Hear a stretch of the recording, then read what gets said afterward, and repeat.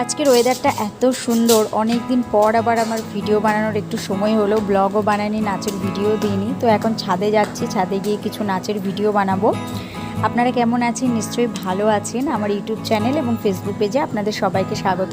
তো আজকেও কিন্তু আবার একটা নতুন রেসিপি নিয়ে চলে এসেছি। আমার নাচের ভিডিওর জন্য চ্যানেলটার নাম হচ্ছে নাচের মরশুম, আপনারা গিয়ে দেখে নিতে পারেন। তো নাচের ভিডিও কমপ্লিট হওয়ার পরে আজকে ভাবলাম যে যেহেতু এখন ম্যাঙ্গো সিজন চলছে আর আগের দিন বাজারে গেছিলাম, তো কাকু 1 কিলোর বদলে 3 কিলো আম দিয়ে দিয়েছে। এতগুলো আম কি করব, তাই ভাবলাম আজকে একটু আমের পায়েস বানানো যাক। চলুন দেখিনি কিভাবে কি বানিয়েছি।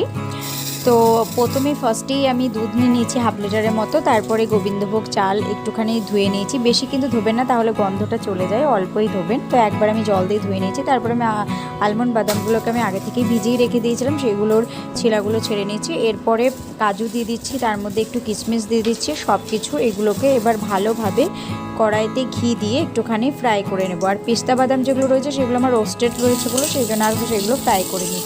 তো সবগুলোকে ঘি দিয়ে ভালোভাবে ভেজে নিচ্ছি। একটুখানি ব্রাউন কালার হলে সেগুলো তুলে নেবেন। ওই ঘিয়ের মধ্যে এবারে দুধটা দিয়ে দেবেন। তার মধ্যে দিয়ে দিচ্ছি গোবিন্দভোগ চালটা, দিয়ে দিচ্ছি একটু এলাচ গুঁড়ো। তারপর এটাকে ভালোভাবে একটু নাড়াচাড়া করে নিচ্ছি। তারপর কিছুটা ঠান্ডা দুধ রেখে দিয়েছিলাম, যেটা কাস্টার্ড পাউডারটা দিয়ে এটাকে ভালোভাবে গুলে নিচ্ছি। এরপরে কাস্টার্ড পাউডারটা দুধের মধ্যে দিয়ে দিচ্ছি। আর দিলেই কিন্তু সাথে সাথে নাড়াচাড়া করবেন, নাহলে কিন্তু দলা পাকিয়ে যেতে পারে। তো তারপরে দিয়ে দিচ্ছি পরিমাণ মতো চিনি, আপনারা আপনাদের পরিমাণ মতো দেবেন। আমি যেহেতু একটু কম মিষ্টি খাই বলে পরিমাণ মতো দিয়েছি। এরপর যে ড্রাই ফ্রুটগুলো রেখেছিলাম সেগুলো কিছুটা আমি এর মধ্যে দিয়েছি, আর কিছুটা রেখে দিয়েছি পরে দেবো বলে। এই যে দেখুন ফ্রিজে কতগুলো আম রয়েছে, তার মধ্যে আরও কিছু আম আমি শেষ করেছি খেয়ে।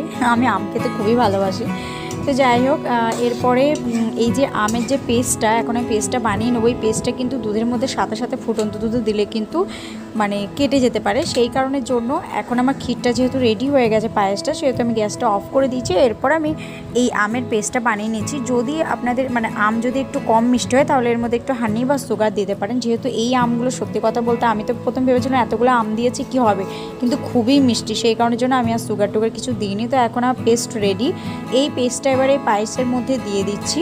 এরপর ভালোভাবে নাড়াচাড়া করে নিচ্ছি। ব্যাস, এবারে আমার একদম আমের পায়েস রেডি হয়ে গেছে। এখন শুধু একটু ওপর থেকে সুন্দরভাবে যাতে লাগে সাজানোর জন্য ড্রাই ফ্রুটগুলোকে, যেগুলো ঘি দিয়ে ভেজে রেখেছিলাম, দিয়ে দিচ্ছি ওপর থেকে। ব্যাস, আমি সত্যি বলছি একবার খেয়ে দেখবেন, ভীষণ ভালো লাগে। আপনারা চাইলে আমের পরিমাণটা আরও একটু বেশি দিতে পারেন, তাহলে ম্যাঙ্গোর টেস্টটা আরও বেশি আসবে। আমি একটু কমই দিয়েছিলাম। ব্যাস, এরকম করে একবার বানিয়ে খেয়ে অবশ্যই কমেন্টে আমাকে জানাবেন যে কেমন লাগলো। ঠিক আছে, আর ভালো লেগে থাকলে আমার চ্যানেলটাকে সাবস্ক্রাইব করে দেবেন, ফেসবুক পেজে ফলো করে দেবেন। সবাই ভালো থাকুন।